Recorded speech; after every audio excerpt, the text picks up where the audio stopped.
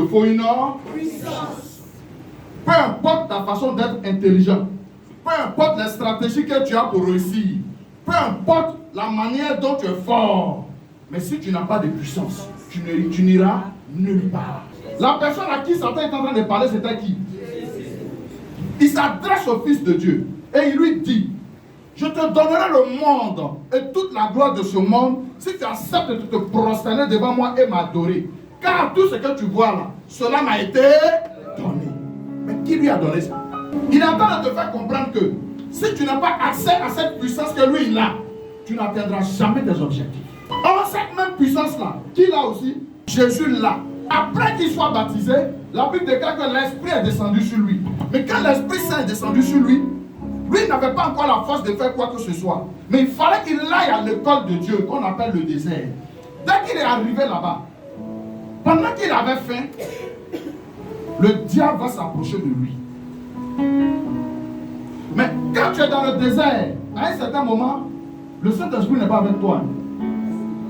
Tu n'as que deux choses: la parole de Dieu et puis ta propre volonté.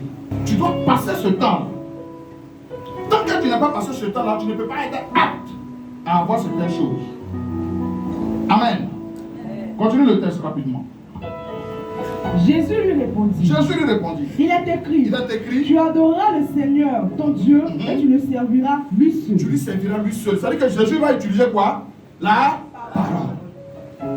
Le diable le conduisit encore à Jérusalem, le plaça sur le haut du temple et lui dit: si tu es fils de Dieu, jette-toi d'ici en bas, car il est écrit: il donnera des ordres à ses anges à ton sujet, afin qu'ils te gardent. Et ils te porteront sur les mains, de peur que ton pied ne heurte contre une pierre. Aïe, aïe, aïe. Jésus lui répondit. Il est dit: tu ne tenteras point le Seigneur, ton Dieu. Après l'avoir tenté de toutes ses manières, le diable s'éloigna de lui jusqu'à un moment favorable. Arrête-toi. Le diable s'éloigna de lui jusqu'à quoi? Un moment favorable. Ça veut dire qu'il va rêver. Il va rêver. Bien. Maintenant, je vais ouvrir votre esprit sur quelque chose qu'elle a lu. Vous n'avez pas fait attention. La Bible dit que le diable transporta Jésus et puis l'a placé où? Sur le haut de quoi? Quel temple?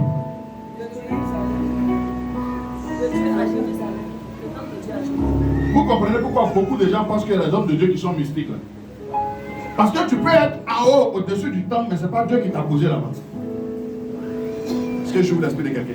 Amen. Tu peux être assis au sommet, dans la spiritualité à l'église même, en train de faire des miracles, mais ce n'est pas Dieu qui t'a. Le diable souleva Jésus et puis il allait le placer où? Mais quand il a fait la chose en haut du temple, il lui promet quoi? Il dit les royaumes du monde et toutes les... Donc la plupart de ceux qui savent faire les bagbadis pour aller à l'église, qu'on fait, ça dit que je suis là, au milieu ici, là, il faut un peu comme ça. Et puis vous tous vous couchez là-bas.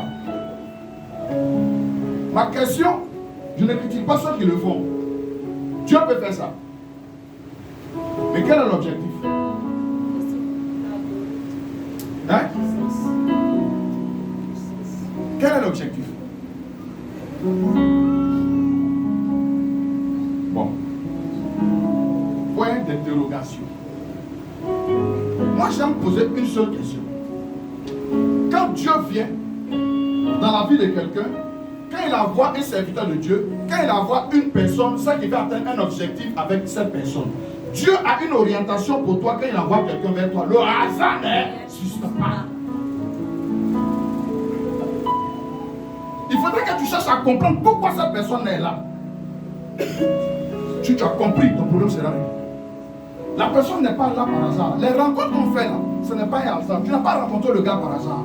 Le monsieur que tu as croisé dans le bus, le gars que tu as croisé sur la route, qui t'a demandé renseignement là, ce n'est pas un hasard. Les gens ne sont pas dans votre vie par hasard. Chaque pas que tu as posé, si tu as prié avant de sortir, les pas que tu poses sont conduits par le Saint-Esprit. Alléluia. Chaque pas que tu poses est conduit par le Saint-Esprit. La Bible dit que quand le diable a fini de le tenter, Il s'éloigna de lui jusqu'à un temps favorable. Mais quand le diable s'est éloigné de lui, qu'est-ce qui s'est passé ensuite? Jésus, revêtu de la puissance de l'Esprit, Après le désert, il a été revêtu de quoi? La puissance de l'Esprit. Oh, l'Esprit était déjà là au début. Mais la Bible ne parlait pas de puissance. C'est après qu'il soit sorti de là qu'il va être maintenant revêtu de la puissance de l'Esprit. Pour dire qu'il y a un prix à payer. Dans le désert, il y a beaucoup de choses qui se passent. Et quand tu es en train de traverser le désert, ce n'est pas parce que Dieu n'est pas avec toi. Tu dois passer par. Dieu souvent agit ainsi pour que tu te souviennes de lui. Il y a des gens qui ont oublié Dieu. Il y a des gens là, ils ne pensent même plus à Dieu parce qu'ils ont eu travail. Aujourd'hui, tu dis, tu n'as pas le temps de venir à la prière. Tu n'as pas le temps d'aller dans la présence de Dieu. Ma soeur, mon frère, faites très attention. Parce que ce que tu es en train de traverser, la Bible dit Dieu a tout fait pour un but. Même le méchant pour le jour du malheur. C'est-à-dire le monsieur qui est en train d'oublier, la femme qui est en train d'être mauvaise avec toi, bien mauvais avec toi. Ce jour-là, Dieu a préparé ça. Parce que sa méchanceté doit te permettre de pouvoir avancer. Tu dois comprendre que dans la vie, tu ne dois pas compter sur les gens. À un moment donné de ta vie, il y a des combats que tu dois mener seul. Il te faut une puissance. Si tu n'as pas encore la puissance, il faut te réveiller. Parce que quand on va te parler de sacrifice, tu vas me dire que Jésus-Christ a déjà versé son sang et que le sang de Jésus-Christ constitue le sacrifice ultime. Ça va dire qu'on dit. Bien, si Jésus-Christ a déjà versé son sang pour que le sacrifice soit ultime là, pourquoi tu vis ce qu'il vit là? Hein?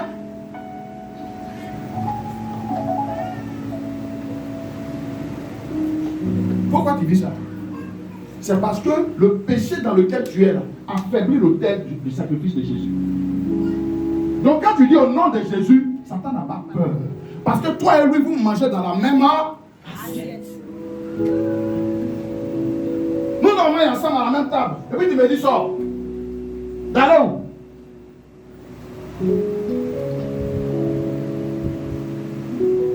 Là où il y a le cœur, il y a la foi. Et là où il y a la foi, il y a la manifestation de la gloire de Dieu. C'est pour ça que les hommes de Dieu, la plupart des prophètes demandent aux gens de faire des offrandes. Parce que là où est ton trésor, là aussi sera ton cœur. Et là où il y a ton cœur, il y a la foi. Et là où il y a la foi, il y a la manifestation de la puissance de Dieu. Dieu a un plan pour chacun de nous. Dieu n'a jamais oublié quelqu'un. Je n'encourage pas le péché dans la vie de quelqu'un. Mais Dieu peut t'appeler tout de suite. Pour te dire, viens faire ça. Oh, tu viens de faire quelque chose de contraire. Automatiquement, tu te dis, hein, ça là? Non, il ne peut pas.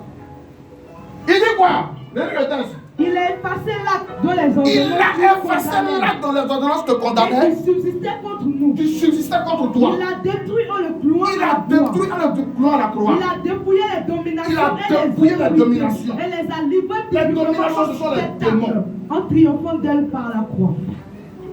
Amen. Donc, quand tu finis de lire ce texte-là, tu dis à cet instant précis, je plaide le sang de Jésus.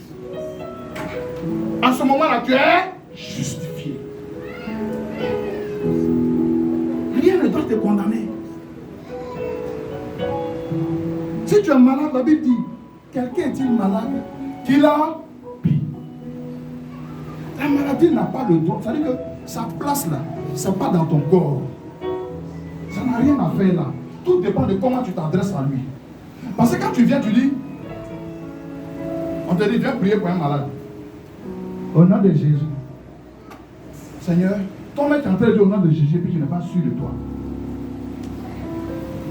C'est l'esprit de culpabilité qui t'amène à vivre ça. Donc c'est ce test-là que tu prends pour le contrecarrer.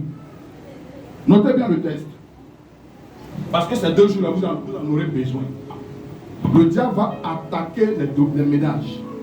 Il va attaquer tout ce que vous avez comme travail. Dans les 3 mois qui viennent, il y a une disette qui ne dit pas son nom, qui va descendre sur les populations. La faim.